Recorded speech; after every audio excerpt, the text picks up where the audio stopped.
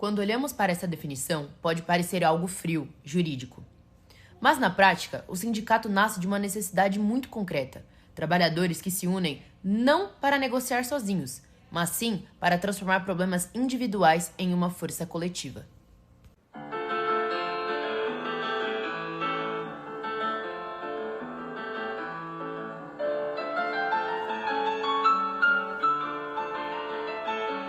A formação dos sindicatos no Brasil foi impulsionada pela chegada de trabalhadores europeus no final do século XIX, período marcado pela abolição da escravidão e pela proclamação da República. Com a transição do trabalho escravo para o assalariado e o crescimento das atividades manufatureiras nos centros urbanos, imigrantes experientes em direitos trabalhistas passaram a organizar formas de apoio coletivo. O rápido crescimento do proletariado no início do século XX, como resultado da urbanização provocada pela abertura de empresas têxteis, metalúrgicas, gráficas, aliada à atuação de imigrantes portugueses, italianos, espanhóis, adeptos das doutrinas socialistas, comunistas, anarquistas, atraiu a atenção do governo e dos empregadores também. Nesse sentido, como aponta Almir Paziano Pinto, advogado, ex-ministro do Trabalho e ex-presidente do Tribunal Superior do Trabalho, a história do sindicalismo brasileiro não se inicia em 1º de maio de 1943. Com a decretação da Consolidação das Leis do Trabalho, CLT, pelo ditador Getúlio Vargas, recomeça nessa data, privado, porém, de liberdade e submetido a rígido controle do Ministério do Trabalho, Indústria e Comércio, do qual jamais se emancipou.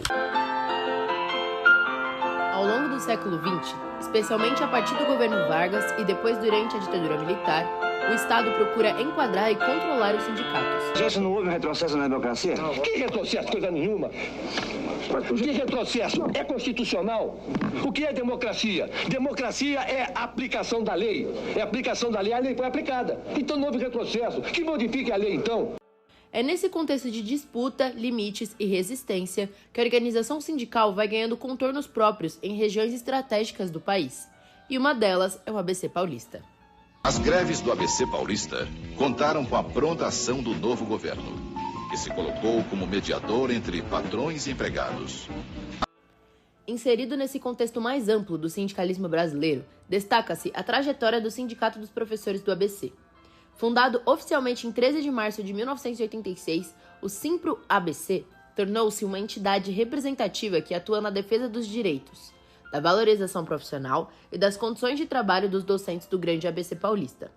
A partir do relato da professora Edilene Arjoni, vamos acompanhar como essa instituição se consolidou como referência para a categoria e passou a contribuir para a construção da educação mais democrática, qualificada e conectada às necessidades da comunidade local. Quando o professor da rede particular, vamos falar da nossa categoria aqui, quando o sindicato foi fundado, quando começou a luta sindical para essa categoria em específico aqui no ABC, não existia pagamento de janelas, não sei se quem está assistindo sabe, mas o professor ele tem lá um certo número de aulas no dia e de repente ele tem lá uma aula que está vaga e ele está à disposição da escola. Isso não tinha pagamento. Então o professor não tinha pagamento de janela, o professor não tinha hora atividade, a professora recebia o salário por aula dada. Aula dada, então se tivesse um feriado, a aula não foi dada.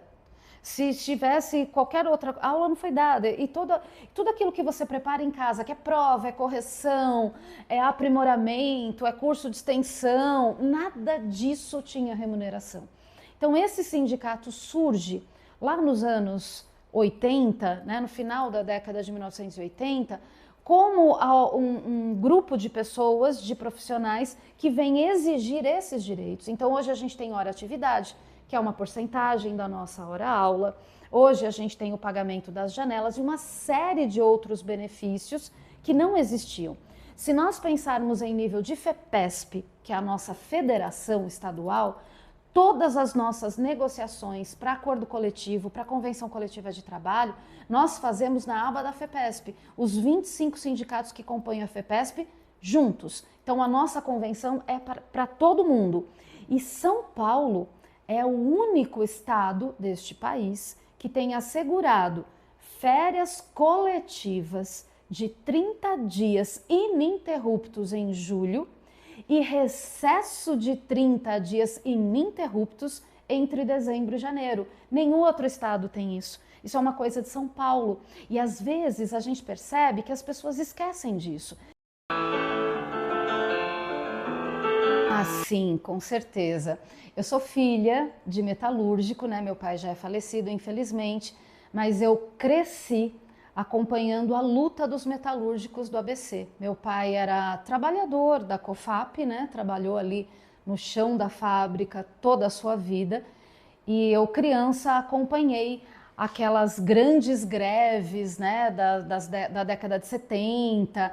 Então meu pai chegou a ficar dentro da fábrica sem poder sair, porque eles se trancavam na fábrica, né, nas suas reivindicações.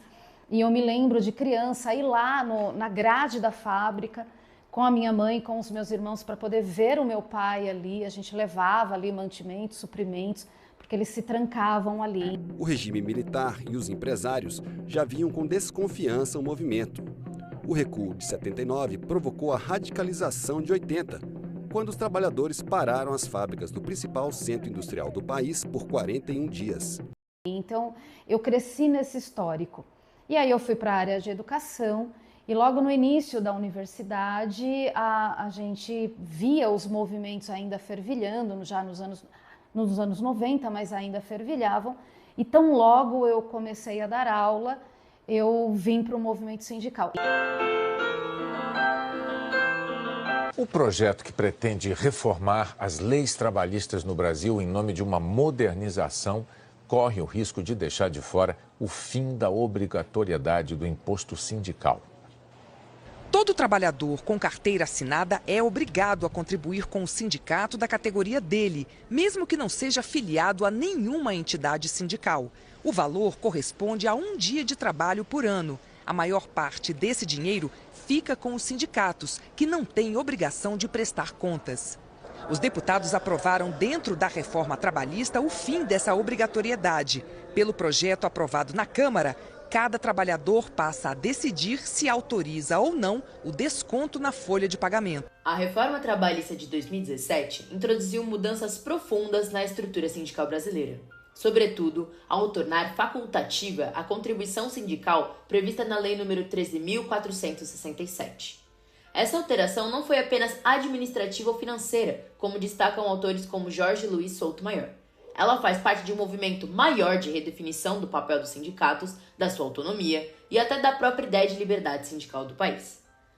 Para compreender os efeitos concretos dessa mudança no cotidiano das instituições sindicais e no sistema de relações de trabalho como um todo, o advogado Caio Alves da Cruz Gomes, especialista em direito do trabalho, nos traz as implicações jurídicas e práticas dessa transformação. Então, um dia do seu ano era destinado obrigatoriamente à remuneração dessa contribuição sindical obrigatória e, após a reforma trabalhista, findou-se completamente essa contribuição obrigatória.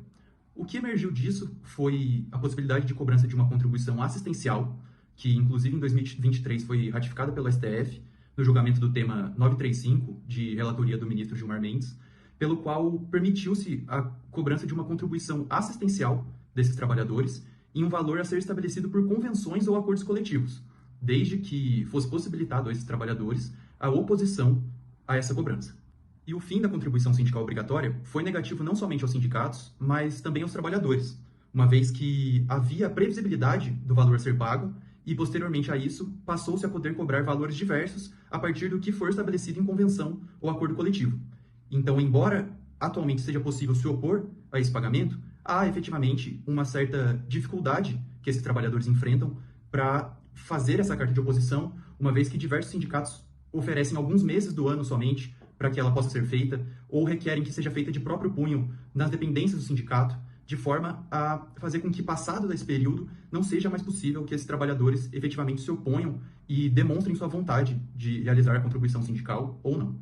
E tendo em vista que diversos trabalhadores não têm conhecimento do que esse sindicato lhes oferece, como a possibilidade de ingressar judicialmente requerendo seus direitos, sem a necessidade de remuneração de um advogado particular, ou ser abrangido por todos os direitos previstos em determinada convenção coletiva de sua categoria, há essa rixa ou o aumento dessa rixa entre o trabalhador e o sindicato, que cada um busca manter sua melhor renda, sem que esse indivíduo, que de fato é tutelado por essa entidade sindical, possa perceber a necessidade e a importância de se contribuir para a sua manutenção.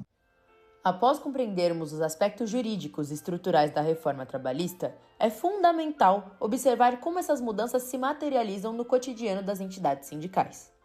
Se, no plano legal, a facultatividade da contribuição redefine obrigações e limitações, no plano prático, ela impacta diretamente a capacidade de organização, mobilização e prestação de serviços aos trabalhadores. Para entender como esse cenário se manifesta na realidade concreta da região do ABC, ouviremos agora a presidente do Sindicato dos Professores do ABC, que relata os efeitos da reforma na atuação do Simpro-ABC e nos desafios enfrentados pela categoria. A não obrigatoriedade que a gente fala, que nos impactou profundamente, é porque antes da reforma trabalhista, quando o professor se desligava da escola, se ele fosse demitido ou se ele pedisse demissão, obrigatoriamente ele tinha que fazer a homologação dele aqui no sindicato. Então a empresa, no nosso caso a escola, era obrigada a agendar a homologação aqui, e durante a homologação vem o professor, vem um preposto da escola, é trazida aqui a documentação, que a gente chama de TRCT, que é o termo de rescisão de contrato de trabalho, e aí a gente apura verba por verba. Então, quantas aulas você tinha, quantas por semana, qual era o valor da hora-aula, vamos ver se foi pago hora atividade, foi pago férias, foi pago recesso, cesta básica, tem um desconto aqui de plano de saúde, tinha plano de saúde na escola, tinha uma participação sua, isso aqui está correto, não está correto? E a gente aproveitava nessa mesa o professor diante de nós, e a gente sempre tem uma prática de dizer assim, e emocionalmente, mentalmente estava tudo bem? Teve algum assédio? Você sofreu lá dentro? E quantas vezes, né, a nossa caixinha de lenços entra em operação, porque às vezes as pessoas vêm com uma carga muito grande, com um estresse muito grande daquilo que ela viveu na escola. E nós conseguíamos abranger isso tudo.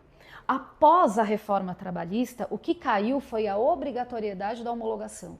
Então, notem, a gente não tem mais o professor nessa mesa. Aí nós conseguimos assegurar isso em convenção coletiva para alguns segmentos da nossa categoria. Ensino superior, Rede S, né, Sistema S, SESI, Senai, e agora o Senac. Eles têm essa obrigação, mas a educação básica não tem. Olhando para a história, fica claro que os sindicatos conseguiram mudar o jogo. Eles aumentaram salários, conquistaram direitos que hoje parecem básicos, como, por exemplo, a jornada de 8 horas de trabalho. Mas o impacto foi ainda maior. Quando uma categoria conquistava algo, o padrão melhorava para todas. Isso ajudou a construir a classe média do século passado. Mais dinheiro no bolso do trabalhador significava mais consumo, e mais consumo movimentava toda a economia. Por muito tempo, os sindicatos foram o principal contrapeso ao poder das grandes empresas. Só que essa força também tem outro lado. No mundo conectado e extremamente competitivo, as empresas estão sempre buscando reduzir custos. A pressão por salários mais altos pode, em alguns casos, levar a companhias a trocar pessoas por máquinas ou até transferir suas fábricas para países onde a mão de obra é mais barata. É um debate complexo. Como garantir direitos e bons salários sem ao mesmo tempo comprometer a capacidade das empresas de competir e gerar empregos? Nas últimas décadas, esse poder de barganha dos sindicatos enfraqueceu dramaticamente. É um fenômeno global. Nos Estados Unidos, por exemplo, o número de trabalhadores sindicalizados no setor privado caiu de 1 em cada 3 nos anos 50 para cerca de 1 em cada 15 hoje em dia.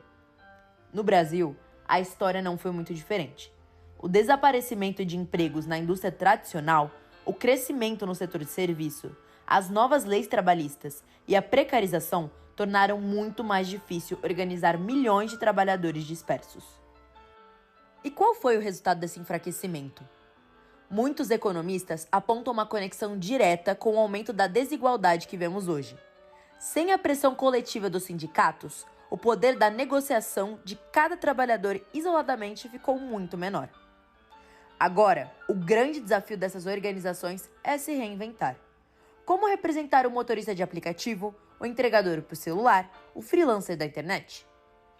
O futuro do sindicato depende da capacidade de encontrar uma voz para novos rostos de trabalho no século XXI e de mostrar que essa voz ainda é essencial para a economia como um todo. Depois de ouvir especialistas, dirigentes e estudar a história, a pergunta que fica é simples: o que um sindicato forte significa na prática para a economia e para a vida de quem está aqui agora? É isso que vamos procurar entender nas vozes de quem vive o ABC todos os dias. Maria de Lourdes, trabalhei muito em firma, em shopping, agora eu trabalho como cuidadora. Várias vezes. Eu acho assim, eles de vez de trabalhar apoiando os trabalhadores, muitas vezes eles trabalham ao contrário. E muitas vezes eu procurei o sindicato e não tive aquela resposta que eu gostaria de ter. Como eu fiquei enferma, então a firma me mandou embora enferma e por isso ficou. Deveria ter mais um pouco de dedicar mais os trabalhadores, os direitos dos trabalhadores, né? Porque nós temos direitos. Se nós pagamos, nós temos direito. Então o dever dele é defender os trabalhadores. Hoje eu sou do lar, entendeu? Mas eu já trabalhei numa montadora aqui de São Bernardo. Com certeza. Naquela época era sindicato.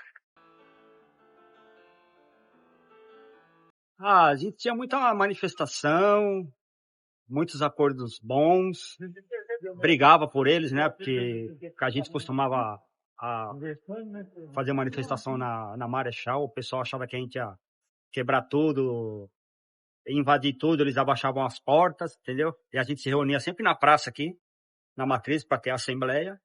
E o que decidia aí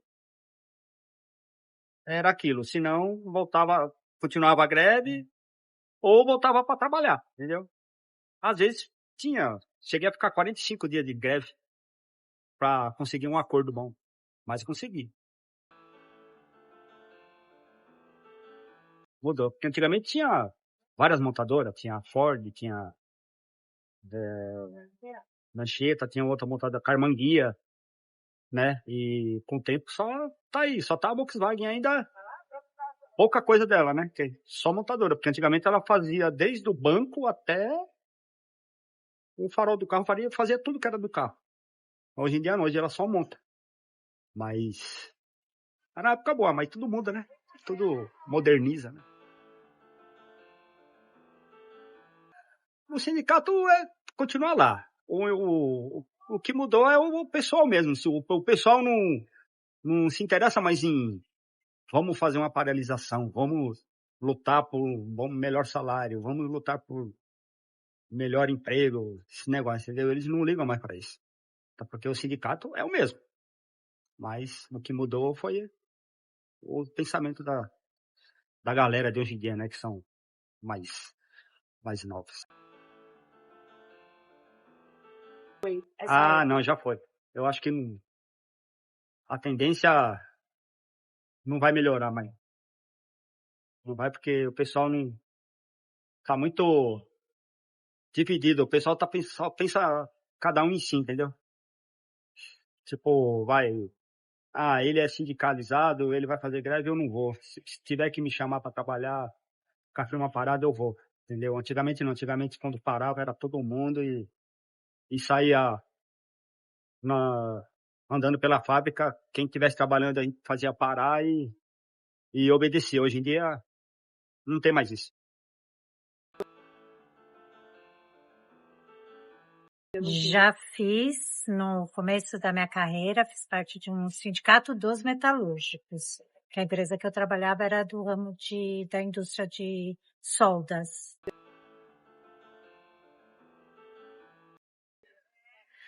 Eu lembro que logo que eu comecei a trabalhar, todo mundo queria pertencer ao sindicato dos metalúrgicos, porque era um sindicato forte e conseguia bastante coisas, conseguiam mobilizar e fazer ações onde tinham resultados. Hoje eu não sei muito bem como tá, mas eu vejo que o pessoal não tá tão engajado mais.